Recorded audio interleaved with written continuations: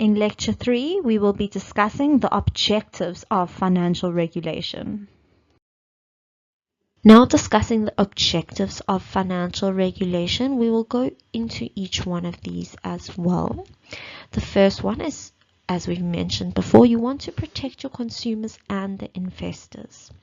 The second one is to ensure solvency and financial soundness of the country's financial institutions. This is important because people put a certain amount of faith and trust in financial institutions. And if one was to fail, it would have a ripple effect in the market. If you remember the crash in 2007-2008, where one institution fell, it had a very serious effect on the rest of the financial market. So it is very important to protect that trust that people have in the market.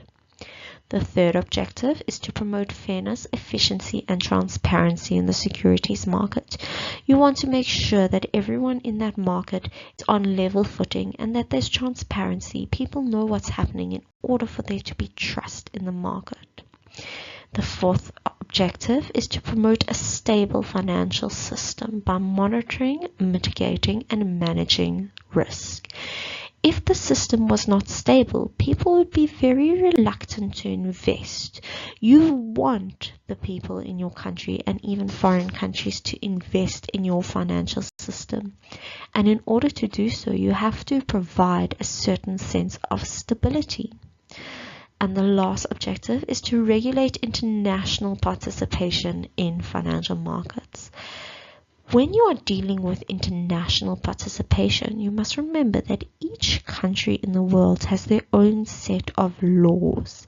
And you want to make sure that your rules are strict enough so that people don't use your country's financial system to evade their own laws. And also not strict so that people will actually invest, because if the laws are too stringent, people will not invest. So you have to find a balance to ensure that you have international participation in your market.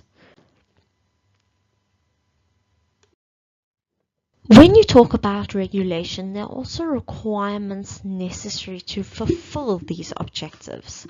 So firstly, it says the barriers to entry and exit the market need to be kept to a minimum. So when you talk about barriers to enter and exit, this is also an economic term. So if you look at your financial market, you want to make it easy enough for a new firm to list, to enter onto that financial market, and also easy enough to exit. So your type of barriers would be the cost involved to enter into and exit from a financial market.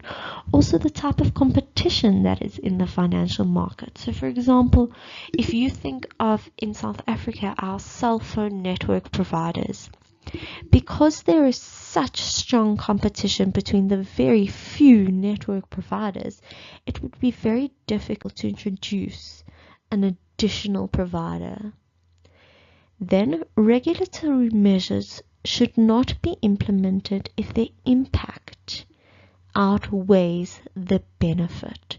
So, like we've said before, whenever you are looking at a new piece of legislation, the impact and cost of that legislation has to be evaluated.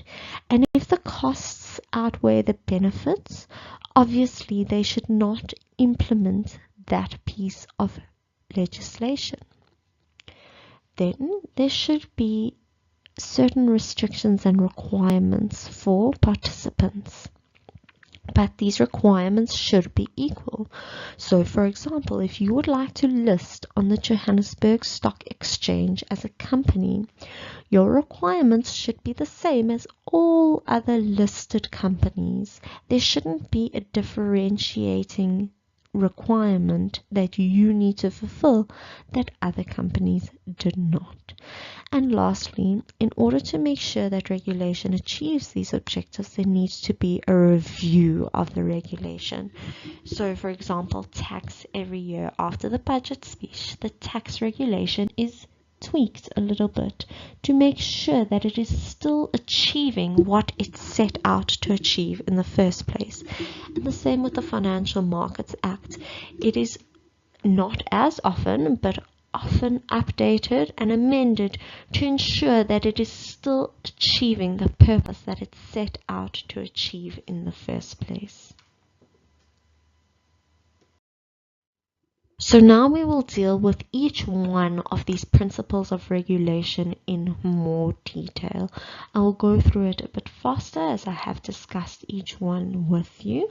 So when we deal with consumer and investor protection, how do we ensure that? So the people that are giving advice in the financial market need to meet certain requirements. They have to be, as you can see there in bold, fit and proper, which means they have to have a certain qualification. So in South African standards, when you deal with the Financial Institution Advisory Services Act, these people have to have a specific qualification, and they also have to have a specific ethical standard that they reach. They also have to get CPD points every year to ensure that they keep learning and they stay aware of new developments in the law.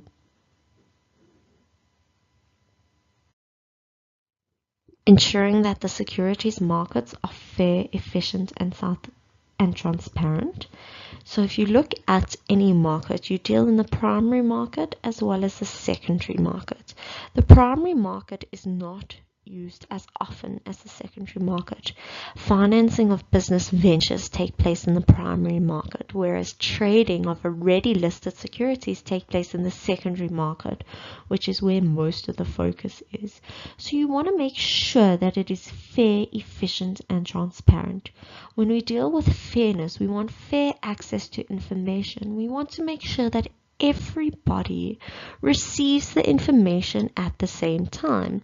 If there was a group of individuals who was receiving information before anyone else in the market, they would be able to manipulate their portfolio and stock prices to benefit themselves because they have the news first.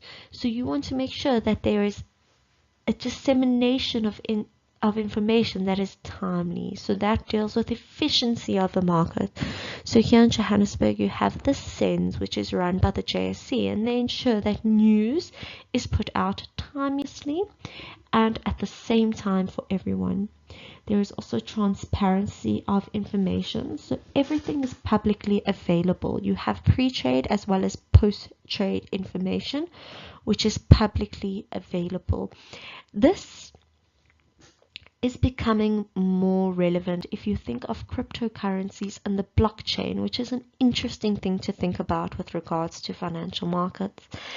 If you look at how cryptocurrencies and the blockchain work, the blockchain is a public ledger of all the transactions that have happened.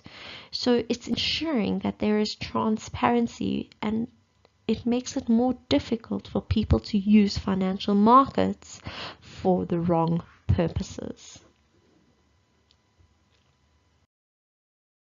Ensuring the safety and soundness of financial institution, you want to make sure that your financial institution is stable. So you make sure that there are capital requirements there so that during a downturn, that institution can rely on those requirements so that it does not fail. We have discussed the implication of a failure of a firm, especially a big firm.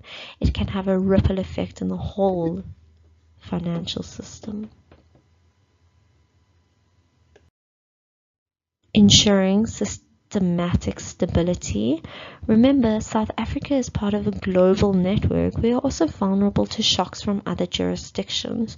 So if there is a change in the dollar price, for example, we feel it here in South Africa. So I've said here on the slides that the 2007-2008 meltdown financial crisis illustrated this. So South Africa also suffered a recession. You will see later on in the lecture that ours was not as severe as the United States, but we still feel those effects.